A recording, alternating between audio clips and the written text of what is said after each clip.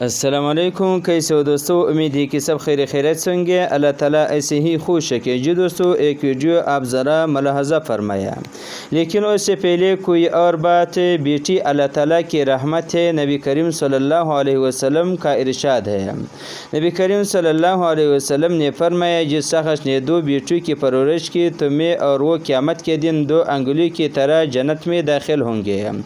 آپ ذرا ملاحظہ فرمایا، چارسدہ میں ایک باپ نے خود اپنی بیٹی کو چھپ کے دنیا فانی سے رخصت کر دیا۔ اس کے بعد میڈیا اور سوشل میڈیا کو بلایا، رونا دھونا شروع کر دیا کہ پتہ نہیں میرے پیاری بیٹی کو کس نے دنیا فانی سے رخصت کر دیا۔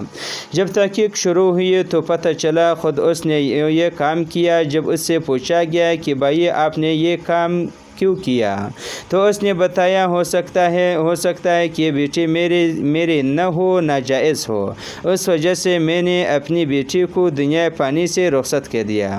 کتنی افسوس کی بات ہے۔ اس کو کیا نام دو گے لازمی کمنٹ میں بتا دینا۔